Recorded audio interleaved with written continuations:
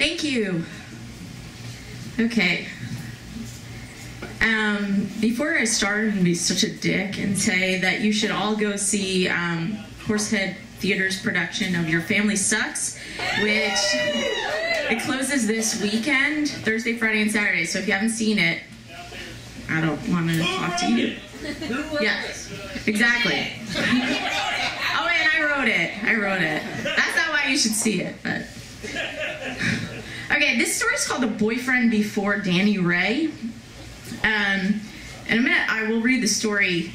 But as I was reading it myself, it sort of occurred to me that I was interested more in who Danny Ray was. Not so much this boyfriend, because this story is about the boyfriend before Danny Ray. So I'll share with you the story, and then I wanted to share with you an ode to Danny Ray. Because I imagine after you hear the story, you hear about this boyfriend who's an asshole, and you'll kind of want to know who Danny Ray is, hopefully as well. Okay, the boyfriend before Danny Ray. I've always been prone to fall for losers. Let's face it, loser dudes don't have much to give a relationship but great sex. And great sex will make anyone, man or woman, a fucking idiot. This is how I unsuspectingly stole my first car at age 16.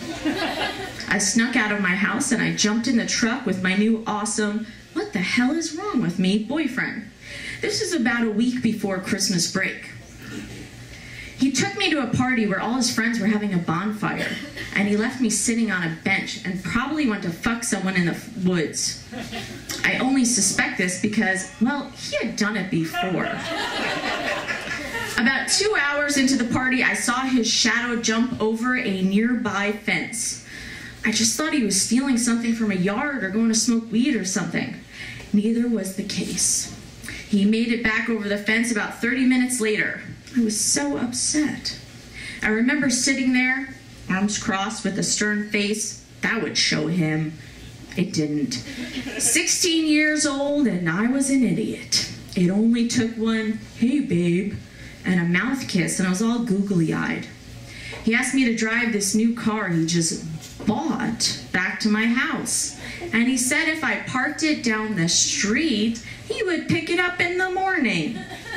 I grabbed the keychain with a glittery Chicks Rule in Comic Sans font. I jumped the fence with my boyfriend and I got in the car. I started it and began the 6-mile trip to my street. About 3 miles in, it started sputtering and the check engine light was flashing. I was in semi-panic mode, but saw a car wash and quickly pulled into one of the nearby stalls. I realized my aunt's house was a few blocks away, and so I began to walk. After an awkward conversation and a thorough ass-chewing, she let me use the phone to call my boyfriend. I told him all that what had happened, and he was silent for about 2 minutes. I almost hung up, thinking we must have been disconnected, until I heard him say, "Fuck, I stole that car for nothing. You better get rid of those keys or I'm gonna break up with you." Bitch. He didn't say bitch, he didn't. I got rid of the keys and he broke up with me anyway. But at least we had great breakup sex. So this is, just to remind you, this is the boyfriend before Danny Ray. And as I mentioned, I guess that Danny Ray is probably the most wonderful boyfriend in the entire world, given the track record of the author of this story. So in wondering who is Danny Ray, this is the ode that I've written. I don't think I'm drunk enough to do this yet.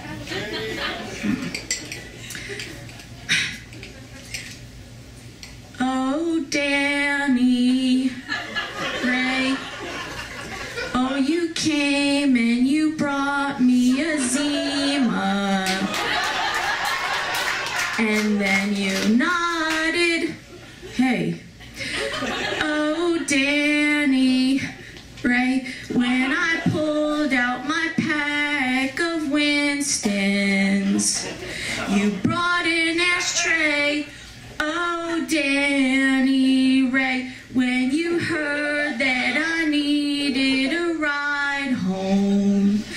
called your cousin Jose.